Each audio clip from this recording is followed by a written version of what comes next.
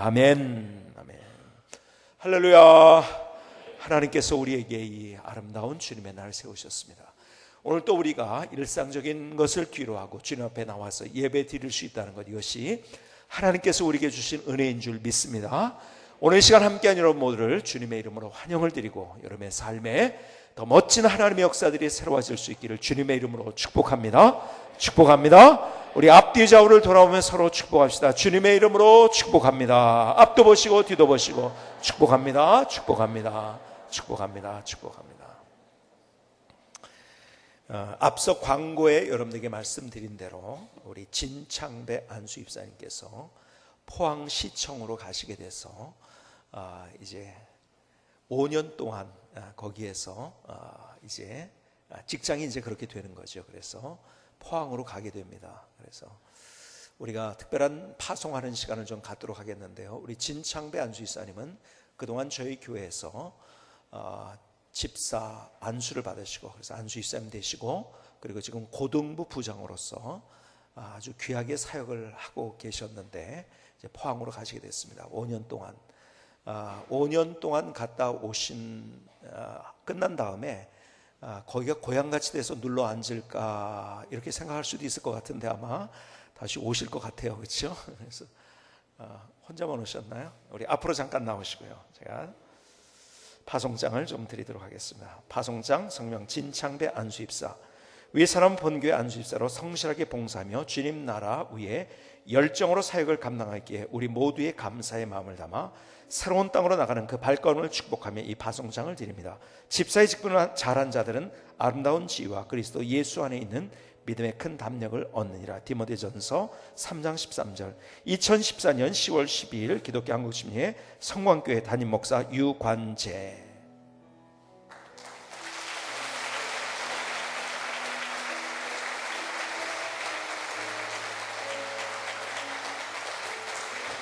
다시 한번 뜨겁게 여러분들이 축복하시며 또 우리 교회에서 사역했던 그 모든 것들이 기초가 되어서 더 멋진 사역을 그 가시는 교회에서 하실 수 있도록 계속적으로 기도해 주실 수 있기를 바라겠습니다. 제가 신학교에서 처음 아주 충격적으로 제 마음에 담기고 또 신비에 새겨졌다고 할까요? 그런 말씀 하나가 있습니다. 제가 신학교에 처음 입학했을 때 그때는 지금과 난방 시스템이 달랐죠. 그래서 기숙사가 이렇게 있는데요, 저희는 난방 시스템은 지하로 들어가면은요, 그러니까 미로 같아요. 카타콤 같습니다. 미로 같아요. 그런데 각 방 밑에 문 하나씩 있어요. 조그만 요만한 문이 있는데 뭐냐면 소위 말해서 내루식이라고 하는, 여러분들 요즘 사람들은 내루식이라고 하면 무슨 얘기인지 모르는데 잘 아시는 분들 지금 웃고 계세요. 전병철 장로님도 웃고 계시고 옛날에 그거 많이 하셔가지고 어떻게 합니까? 연탄을 이렇게 해놓고 그리고 그것을 문을 열어가지고서 집어넣었다 뺐다 하면서 이렇게 난방하는 방식이었어요. 그래서 1층이 이렇게 있으면 지하에는요 그렇게 아주 깜깜한데 거기에 밑에 지하로 내려가가지고 연탄을 가는 그런 일을 해야만 했습니다. 근데 그 연탄 가는 일을 누가 맡아서 할까요? 보통 한 방에 그 당시에 4명이 같이 있었는데 제일 쫄병이 하는 거겠죠. 그렇죠? 그래서 제가 제일 쫄병이었을 때 들어가자마자니까요, 제가 그 일을 맡아서 하기 시작했어요. 정말 열심히 하는데 가끔 열심히 했음에도 불구하고 방이 싸늘하게 된 그런 밤이 아주 자주 있었어요. 불이 꺼진 거죠. 그래서 왜 꺼졌나를 보면은요, 이렇게 된 거예요. 이제 학교에서 이제 다 쫄병들이 이제 다 불을 가는데 이제 뭐 수업하고 뭐 하다 보면은 그 때를 잊어버리잖아요. 그렇죠? 하루에 2번은 갈아야 되는데 그 때를 잊어버리고서 그냥 지나가면 꺼졌잖아요. 그럼 어떡합니까? 냉방으로 잘 수 없으니까 어떻게 하죠? 옆방에 있는 불을 잘 타는 걸 골라가지고 그리고 자기에다 갖다 놓는 거야. 불을 지피기 위해서. 그러고서 이제 갖다 놓으려고, 이게 뭐 훔쳐간 게 아니고 잠깐 빌린 거예요. 근데 말은 잠깐 빌렸는데 또 그걸 또 잊어버리는 거예요. 자기가 가져갔다는 거를. 그러니까 자기 방은 잘 타고 있는데 남의 방은 어떻게 하죠? 싸늘해진 거죠. 겨울이 얼마나 춥습니까? 참, 그러니까요, 참 저는 지금도 믿는 게 일부러 그런 사람은 없다고 생각을 해요. 하여간 근데 그렇게 남의 방 불 꺼졌기 때문에 자기 방 불이 꺼졌으니까 남의 방 불 갖다가 이제 붙이느라고 그걸 하다가 그냥 놔둬가지고 남의 방에 싸늘해진 경우. 그러니까요, 여기 기숙사 방에 있다고요, 밑에 덜그덕 소리 하면 쾅쾅쾅쾅 칩니다. 왜냐하면 너 가져가면 알아서 해라 이거죠. 그렇죠? 자주 그런 일이 있었어요. 그래서 지금도 기억나는 게 뭐냐면, 그 문을 이렇게 열면은요, 그 이제 연탄을 집어넣었다 빼나는 그 문이 주물로 된 이렇게 쇠로 된 문이었었어요. 거기다 뭐라고 써놨냐면 이렇게 써놨어요. 어느 방에는 이렇게 써놨어요. 당신은 이 일을 하시기 전에 기도를 하셨나요?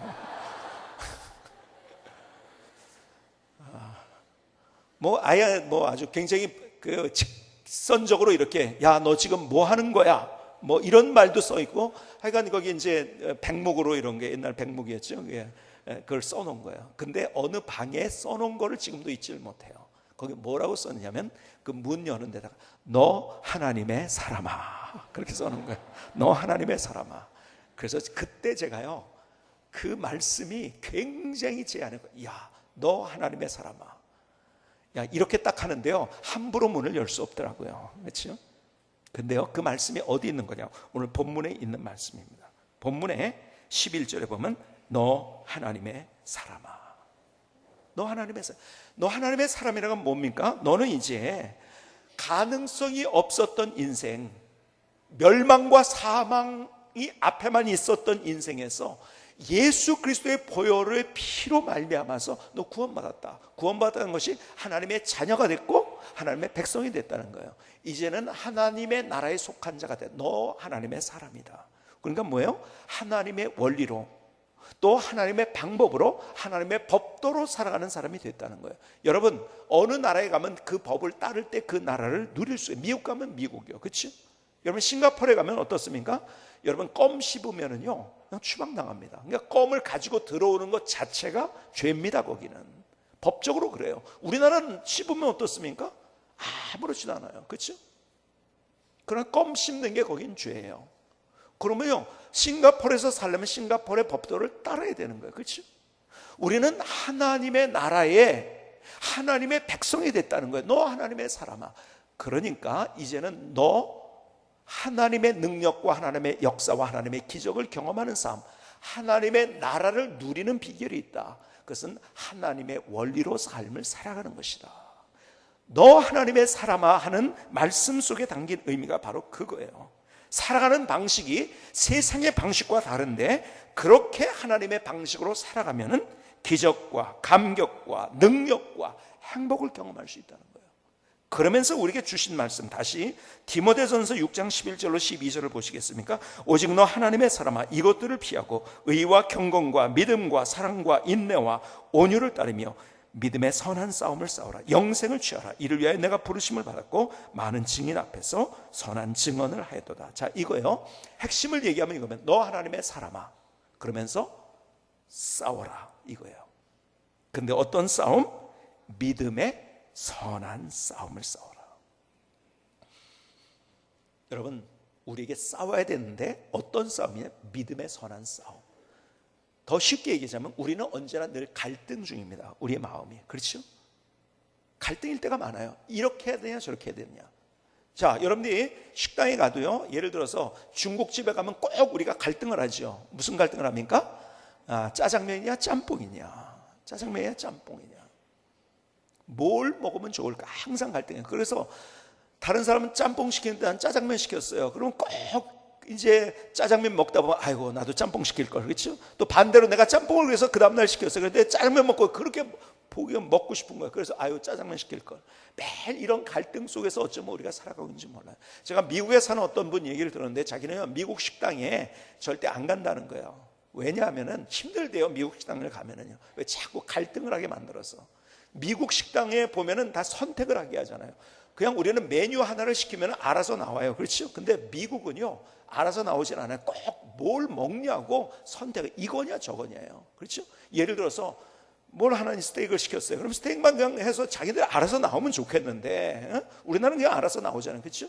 근데 이 스테이크를 시켰는데 거기에 샐러드가 따라 나온단 말이에요. 어떤 드레싱을 할 거냐, 뭐 이탈리안이냐, 사우전 아일랜드냐, 뭐냐, 뭘 선택할까 자꾸 갈등하게 만드는 거예요. 예를 들어서 빵을 주면은요, 그냥 갖다 주면 되지. 휘트 브레드냐 아니면 화이트 브레드냐. 아니 그냥 이 스테이크를 갖다 주면 됐지. How do you like steak? 그럽니다. 뭐라고요? 스테이크 어떻게 먹을 거냐 이거죠. 레어냐 미디움이냐 웰단이냐 선택을 하라는 거예요. 그러니까 계속 물어보는 거예요. 그러니까 메뉴를 하다 보면 그 메뉴 그 주문하는 시간이 그래서 서양식은 굉장히 길잖아요. 뭘 하겠다. 아니 계란을 시켰으면 계란을 하나 갖다 주면 되지. 이게 스크램블이냐 보일드냐 아니면은 무슨 프라이드냐 써니 사이드업이냐 이걸 다 결정을 하고 선택을 해요.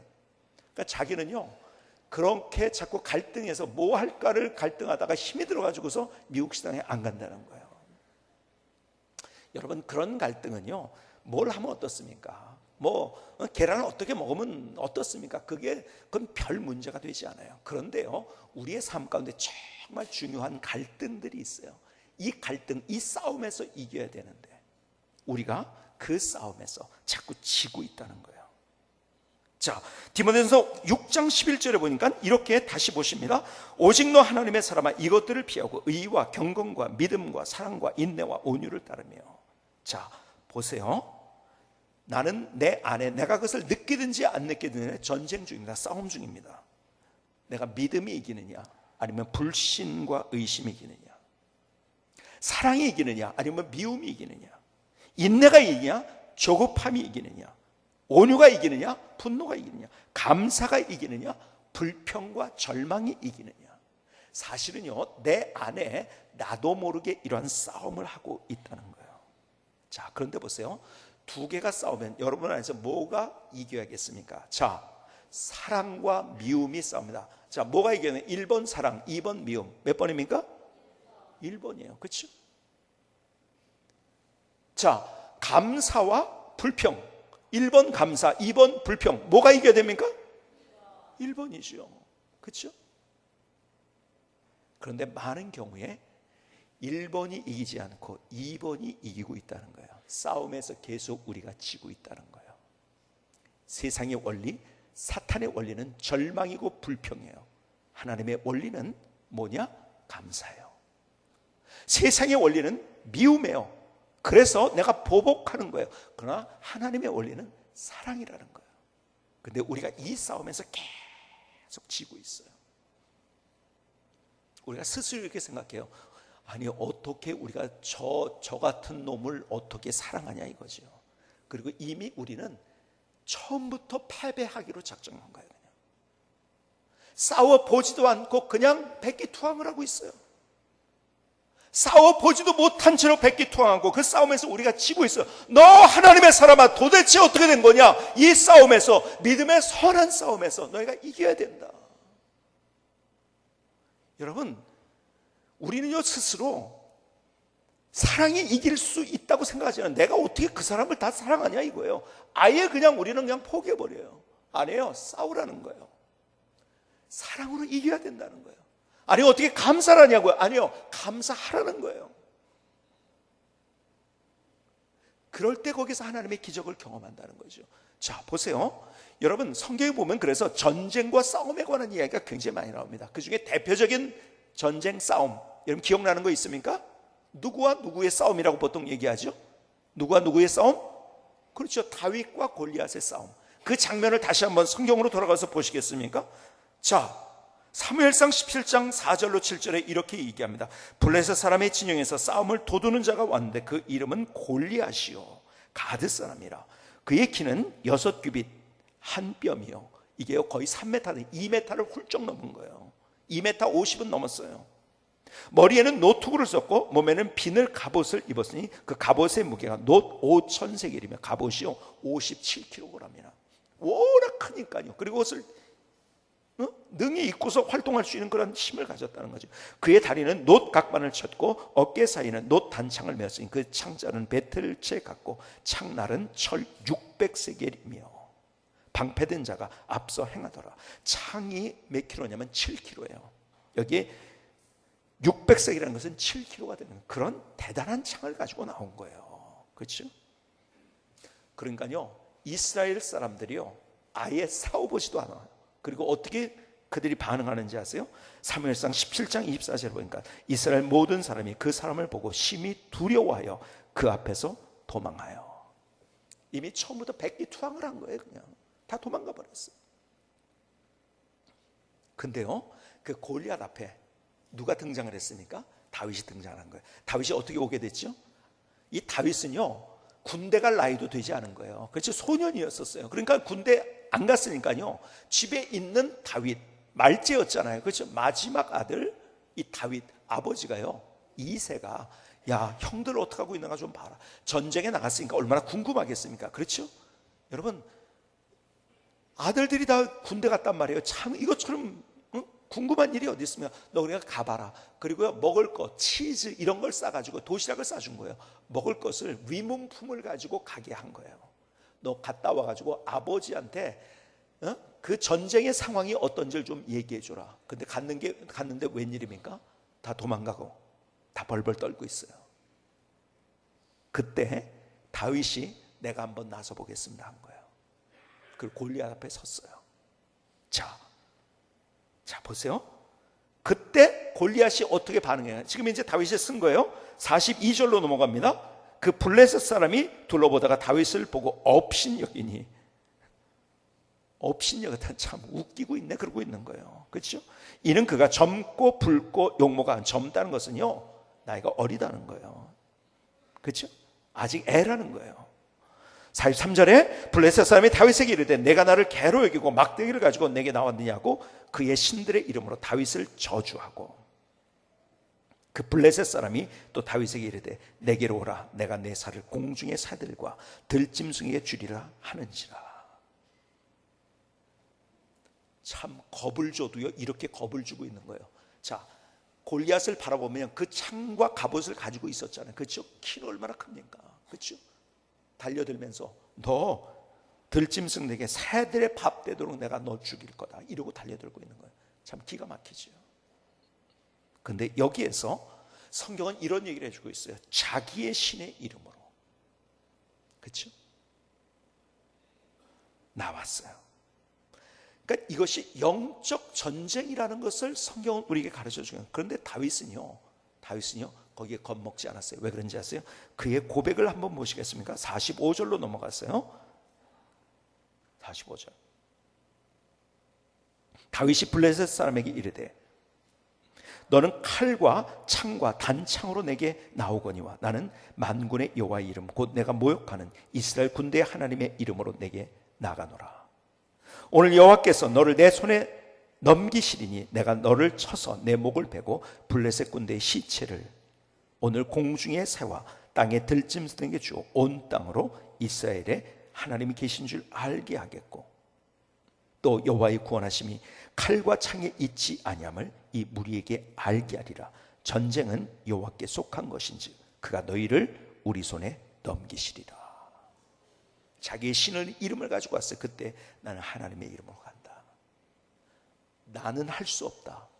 그러나 하나님이 하시기 때문에 이길 수 있다. 그리고 나간 거예요. 그렇죠? 어떻게 했습니까? 골리앗을 무너뜨린 거예요.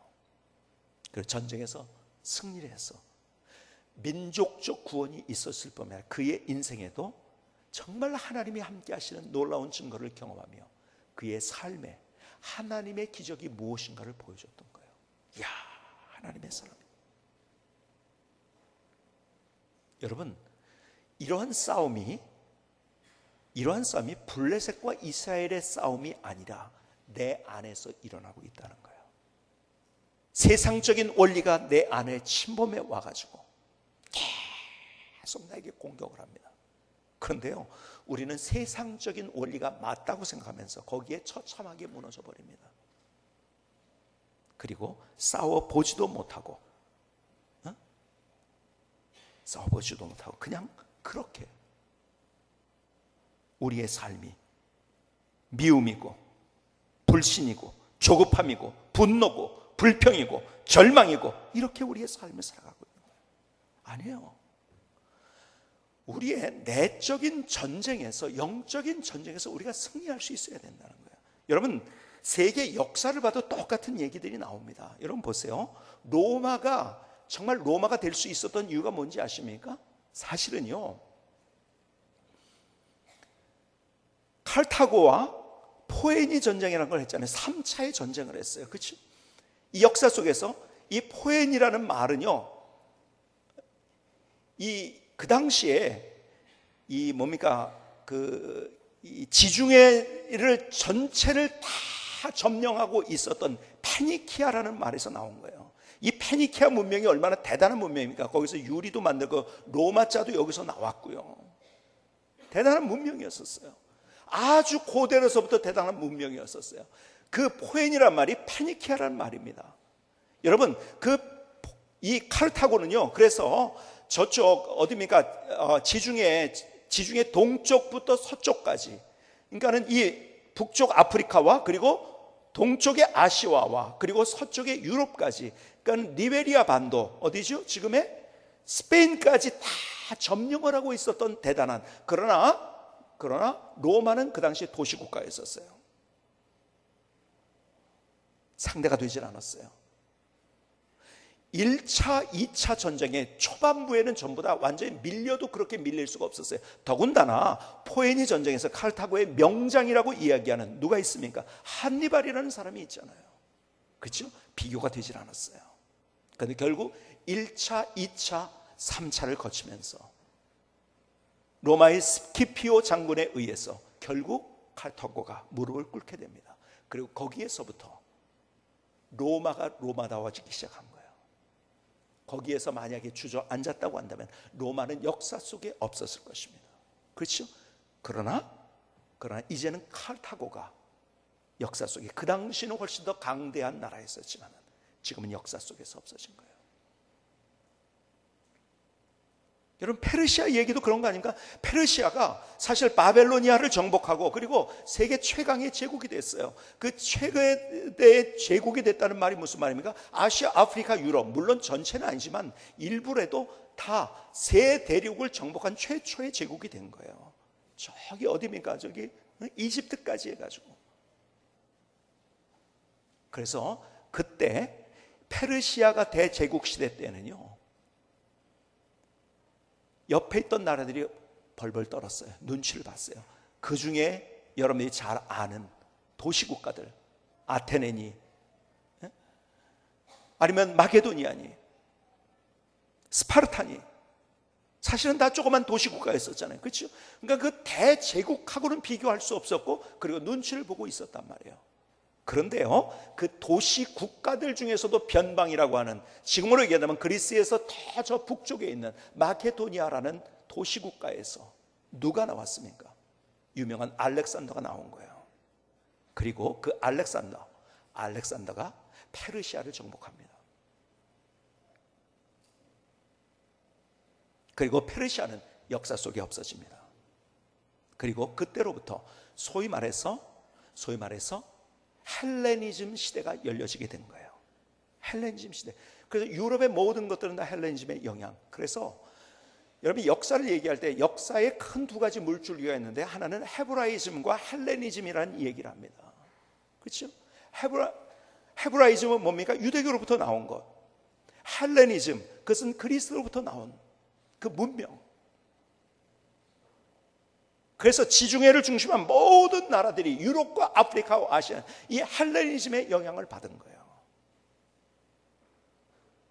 여러분, 세계를 정복한, 문화적으로도 세계를 정복한 역사가 있는 거예요. 만약에 거기에서 알렉산더가 그렇게 하지 못했다면 아마 헬레니즘이라는 말조차 우리는 들어보지 못했을지 몰라요. 우리는 흔히 이거는 할 수 없는 일이야. 그리고 이미 우리는 전쟁에 패한 채로 우리의 삶을 살고 있어요. 내가 어떻게, 나한테 저렇게 악랄하게 하는 사람을 내가 어떻게 사랑할 수 있어? 그건 안 되는 일이야. 그건 세상 사람들이 하는 얘기예요. 그렇죠? 성경은 뭐예요? 그래도 사랑하라는 거죠. 용서하라는 거죠. 아예 우리는 갈등조차 없어요. 오늘 주님께서 우리에게 너 하나님의 사람아, 너 어떤 원리로 살고 있느냐? 내 원리로 살고 있느냐? 성경의 원리로 살고 있느냐? 내 마음이 무엇인지 알아? 이 원리로 살 때 하나님 나라의 능력과 기적과 기이함을 경험하면서 삶을 살아갈 수 있다. 오늘 주님의 음성을 들을 수 있는 귀한 시간이 될 수 있기를 주님의 이름으로 축복합니다. 여러분, 우리가요 치면 안 되는 거예요. 믿음의 선한 싸움을 싸워야 되는 거예요. 그런데 보세요. 오늘 계속요 디모데전서 6장 17절 이하를 보면 지난주에 얘기한 또 물질에 관한 얘기를 또 해요. 또 반복을 합니다. 디모데전서 6장 17절로 18절에 이렇게 말씀해요. 내가 이 시대의 부한 자들을 명하여 마음을 높이지 말고 정함이 없는 재물에 소망을 두지 말고 오직 우리에게 모든 것을 후히 주사 누리게 하시는 하나님께 두며 선을 행하고 선한 사업을 많이 하고 나누어 주기를 좋아하며 너그러운 자가 되게 하라. 우리의 삶 가운데 뭐에 지고 있느냐를 얘기하면서, 그래서 계속 이제 디모데전서 19절 이하에 쭉 이런 얘기가 나와요. 너 무엇 섬기고 있냐? 하나님만이 주권자다. 근데 우리가 돈을 섬기고 있지 않느냐? 물질을 섬기고, 만몬을 섬기고 있지 않느냐? 세대가 가면 갈수록 아니라고 해도 우리가 만몬을 섬기고 있는 거예요. 너 만몬, 그것을 믿고 그 물질에 의해서 내가 모든 것이 해결된다는 생각을 가지고 인생을 살아가니까 이미 패배한 인생, 너 마음이 패배했기 때문에 내 인생의 영적인 전쟁에서 이미 졌기 때문에 너의 삶에서도 하나님의 나라의 기적이 무엇인지를 경험하지 못하면서 삶을 산다는 거예요. 만몬을 섬기지 마라. 돈이 아니다. 세상의 원리는 내가 먼저 쥐라는 거예요. 그렇죠? 근데 하나님의 원리는 반대예요. 내가 먼저 펴라는 거예요. 나누라는 거예요. 오늘 본문에도 나누어지기를 좋아하며 너그러운 자가 되게 하라. 근데 우리는 그렇게 하지 못해요. 나는 안 된다고 스스로 생각해서 아예 전쟁조차를 하지 못하고서 나의 삶을 살아가고 있는. 아니다. 너의 삶을 살아가면서 정말 중요한 것이 있다. 너 하나님의 사람이다. 하나님의 사람은 하나님의 원리를 따라 사는 사람인데, 그렇게 할 때 기적이 뭔지를 경험할 수 있어요. 그런데 그것이 믿음의 선한 싸움을 써요. 내 원리를 가지고 너 한번 덤벼봐. 좀 싸워봐. 도전해봐. 너 내 원리를 가지고 한번 너의 인생에 새롭게 한번 인생의 새로운 도전을 하며 모험을 하며, 안 된다고 생각하지 말고. 이스라엘 백성들이 다 도망갔어요. 그러나 거기에 골리앗 앞에 우뚝 선, 어쩌면은 야 이러다 나 죽지 않은 그런 두려움이 없었을까요? 그러나 그 앞에 쓴 거예요. 그걸 당당하게 하나님의 이름으로 싸운 거예요. 그리고 그는 하나님의 기적, 능력, 하나님의 역사를 경험합니다. 오늘 주님께서 말씀하세요. 믿음의 선한 싸움. 내가 너를 십자가의 군병으로 세워주었는데 믿음의 선한 싸움을 싸워야 된다. 주님의 마음을 읽을 수 있는 이 시간이 될 수 있기를 주님의 이름으로 축복합니다. 김승규 선생님의 찬양을 들으시겠습니다.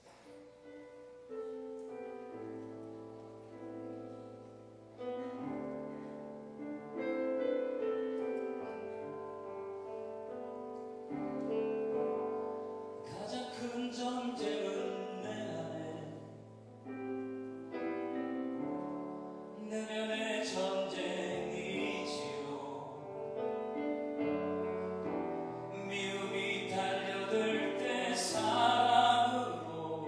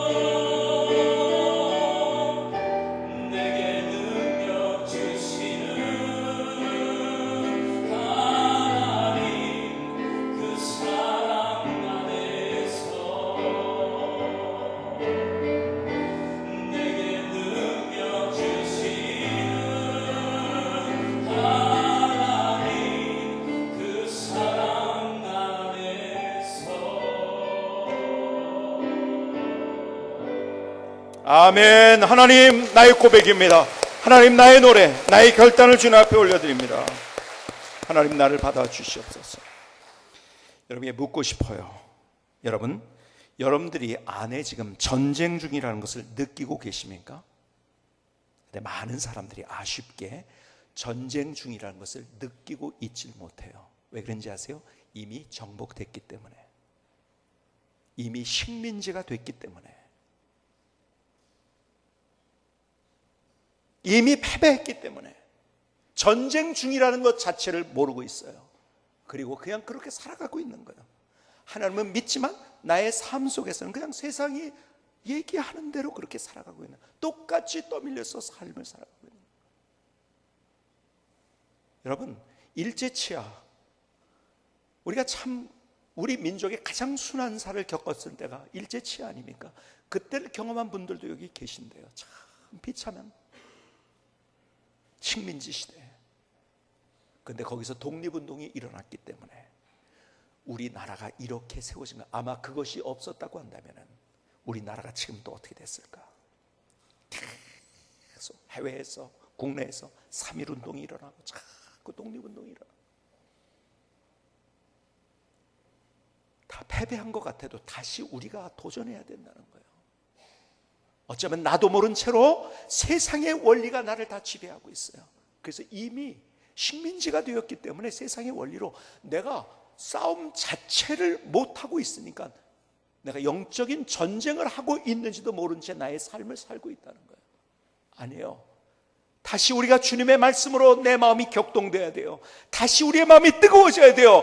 내가 하나님의 자녀로서, 하나님의 백성으로서 하나님을 경험하며 하나님의 기적이 뭔지, 능력이 뭔지를 체험하며 나의 삶을 살아가기 위해서 내가 하나님의 원리를 붙잡고 그 싸움에서 이겨야 되는데, 그러나 내 힘으로 안 돼요. 내가 저 사람 사랑해야지. 그래서 된다면요, 누군 못합니까? 그렇죠? 다 하는 거예요.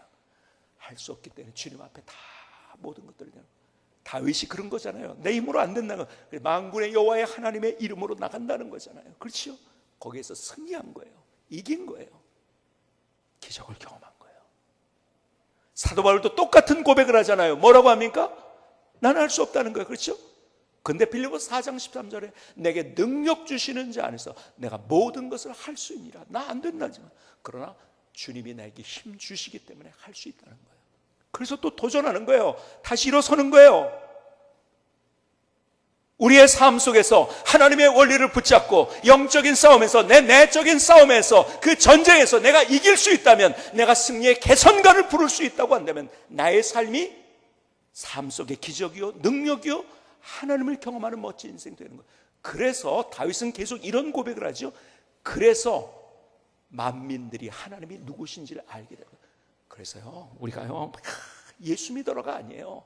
내가 예수님이 말하는 그 원리로 삶을 살았더니 어떻다는 이런 이야기를 보여주면요, 사람은 오게 돼 있어요. 우리 교회 여러분들 가운데 그런 분들이 많이 계세요. 그것을 보여줬기 때문에 우리 교회, 내가 저분 보니까 예수 믿어야겠다. 그래서 우리 교회 오신 분들이 많이 계세요.